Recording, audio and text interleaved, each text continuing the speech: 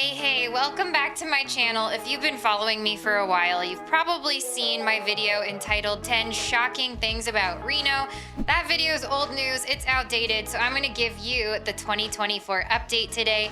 Make sure you stay with me, and without further ado, I'm just gonna dive right in. Coming in at number 1 is that Reno is actually on fault lines. We experience a fair amount of seismic activity in our area. I have lived in the Bay Area for a brief moment in time, and when I lived there, earthquakes were pretty crazy. We would wake up with new cracks in the wall, and sometimes doors wouldn't open or close all the way after an earthquake. It's not quite as severe here, at least in my experience. I don't know if we've ever actually had a full-on earthquake disaster, knock on wood.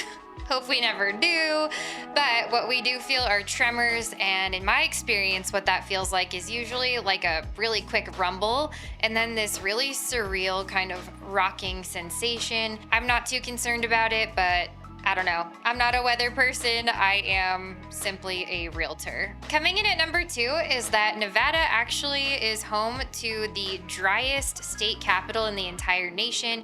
If you didn't know, Carson City is our state capital, where we only get 7 inches of rain per year. Pretty dry. Coming in at number 3, this one's a little naughty, but Nevada is home to legalized prostitution. It is a common misconception that prostitution is legal throughout the entire state. I guess there are actually specific counties where it is legal, everywhere else not so much, but in those counties it's legal, and it's also very much regulated by the state. I don't really know much about it, but I know that the Bunny Ranch and the Mustang Ranch are pretty close by. I think it's about a 45-minute drive to those brothels if you want to come get wild in Nevada. I couldn't tell you what that's like. Coming in at number 4, Nevada is home to some really well-known historical haunted sites, allegedly. One that I got really obsessed with for a while when I was living in Carson City. There's this huge correctional facility. It's off of 5th Street. It's no longer operational, but literally just driving by it, you get the heebie-jeebies. You can just tell that a lot of stuff went down there.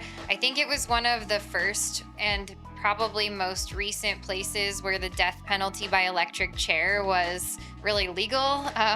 But yeah, you can feel very weird vibes driving by there. Maybe that's something you might be interested in if you're in the area. Coming in at number 5 is that while we live in the desert, we actually get a ton of snow. There's a lot of snow here. It's high desert climate, so we're surrounded by the Sierra Nevadas, we're surrounded by mountains. Last year in 2023, we actually broke a 100-year record for snowfall. It was crazy. It was really hard to drive around. The kids were on constant snow days out of school. It was a really wild time. This year, not so much. We've only had maybe 2 or 3 snowstorms all year. Granted, it's only January. If you're not a local here, or if you're thinking about coming here, you're gonna wanna know some of the local slang. They often call it Febu-buried, meaning we get a big dump in February, or Miracle March is another one in the ski community where miraculously it just snows a lot in March. Sometimes it happens, sometimes it doesn't. I think for a lot of us, it's hopeful, wishful thinking. If you are a skier, you can relate to that. Coming in at number 6 are the wild Mustangs. This, as a native New Englander, East Coaster, it just still blows my mind every time I see these beautiful horses just running wild. Like they're not somebody's pet or farm animal, like they just live here. So cool. One place where you can more often than not see these beautiful horses is the drive from Reno to Carson City. If you look out over that long stretch near Washoe Lake, you are more than likely to see a bunch of horses. I did have a client here from out of town. He was visiting from Arizona last week, and if you're watching, hi, hope you're doing well. But he kept remarking about how there were all these horse manure piles throughout the neighborhoods in South Reno, and I have to say it is something that if you're not used to it, you really do notice. Coming in at number 7 is the historical mining rig that you can actually visit and take an elevator up and down in. This lives in the Silver Legacy, which is one of the downtown casinos. It's part of the Row conglomerate. So that is Circus Circus, Silver Legacy, and the El Dorado. They've all kind of gotten together and co-branded. In the middle of where Circus Circus becomes Silver Legacy, there's this huge dome They project all kinds of stuff on the ceiling, so that's kind of fun to look at. There's restaurants and bars and whatnot. And then there's this huge mining rig that spans 2 or 3 floors, and you can get in the elevator and ride up and down. It's free.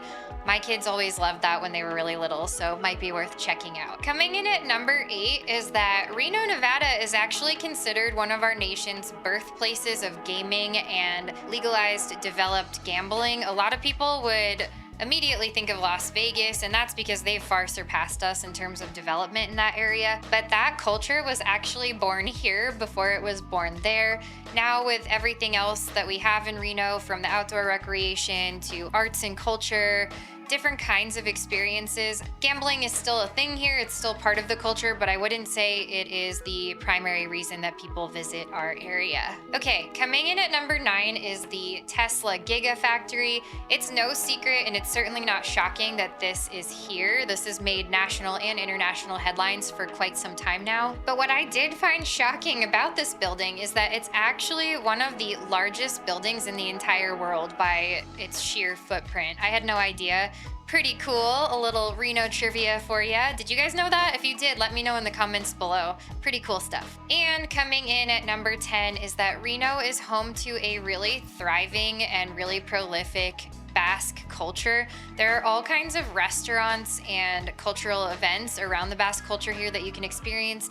Even if that's not really a part of your heritage, it's still really cool to check out. One of my favorite restaurants in Reno is Louis' Basque Corner. It's down on 4th Street. It's a gritty neighborhood, no sugarcoating that. However, the restaurant is certainly worth the trek and worth checking out. It's all family style cuisine.